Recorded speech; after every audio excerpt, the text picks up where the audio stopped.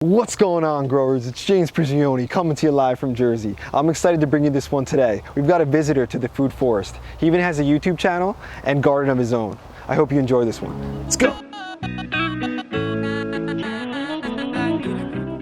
If you've been following the channel for a few years, you probably know who our guest is. He visited the garden 2 years ago and he's back. This is my friend Tori from Permaculture Homestead. Hey there, garden fans. How y'all doing? So we're gonna go through, check how things are growing. Maybe he can grab the camera, give a little tour for us. Holy moly, man. In just 2 years, this place has really blown up. This whole section of garden is now a market garden that's gonna be a future food forest. Really what you're seeing right here is a food forest in its infancy. This is probably a year old. However, James has got a mature food forest right here. This place is awesome, looking great. It's got understory, it's got canopy, it's got veggies. This is food forestry at its finest, garden fans.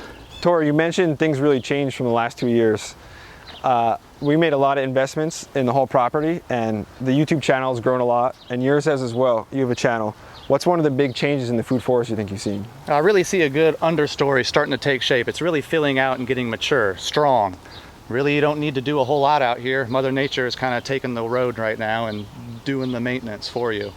Yeah, that's one of the things we focused on lately is adding a good understory. Things like strawberries, you'll notice, raspberries. We even have flowering things like echinaceas. These are going to draw in a lot of the pollinators. And Tori has his own food forest where he's been doing a lot of the same stuff.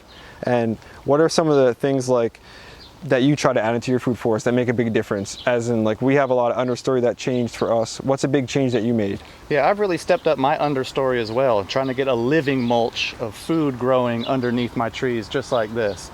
Got a lot of herbs too, but good understory of shrubs so you have multiple edible layers and like a food forest all set up. From going to food forest for the last several years, one thing I noticed is some kinds of trees do a lot better than others. Here, like I've mentioned many times, our pears do real well, so we specialize in that more. We added more pear trees because they're resilient and they're kinds of trees we don't have to do any sprays for. Are there any kind of trees that you found that do well in your location, Tori? Yeah, I live in Zone 8, South Carolina. It's pretty humid, hot area, and we do really well with mulberries and pawpaws and persimmons. Those are great trees, as in fruit trees, and then nuts. Our good ones are black walnut, wild edible shrubs. Very low maintenance plants. Those grow well for us in Zone 8. Oh, that's awesome. Yeah. What about any kind of grapes? Do you guys grow any grapes? Yeah, muscadine grapes. Muscadine grapes are native. They're a wild edible. I grow a lot of wild foods and wild fruits on my homestead. It's just lower maintenance for me. So your focus is kind of getting food, but not a lot of work? Definitely. Nobody wants to work. Yeah, it makes a lot of sense. Right. That's kind of what we like to do here. When you're in a food forest setting, it's not like a raised bed garden. Raised bed gardens are nice, but they take continual maintenance. When you have something like a food forest, your kind of design is what takes care of the forest. You have plants that take care of other plants. Everything works together in one system. Now, Tori and I are going to walk through the food forest together and bring you guys along. We'll talk about a few of the things as we move through them. Here we've got a gooseberry loaded with fruit. It's got a lot of different kinds of fruit on it. This is a good understory plant actually because it grows well in shade. Tori, do you have any gooseberries planted? No, no gooseberries. They don't allow us to grow ribes in South Carolina because of white pine rust. So that's definitely important. You guys should all take note of that. You got to make sure you call your local extension agency and find out that you can actually grow the ribes family. Gooseberries, currants, because they actually might be illegal. You don't want to be growing stuff you're not supposed to. Here we've got a super dense section and we've got raspberries here, fall bearing, grapes, and blackberries. Tori, I'm sure you have a lot of the same stuff at your place too, right? Yeah, these are all good ones for Zone 8, South Carolina. Here we've got a apple tree from seed too. So we like growing some things from seed that a lot of people maybe say you shouldn't because it's fun for us. And we garden not just for food, but also for enjoyment and for finding some peace and relaxation in it. So Tori, anything you grow that's kind of different than usual, than the norm, something you can't find in the store?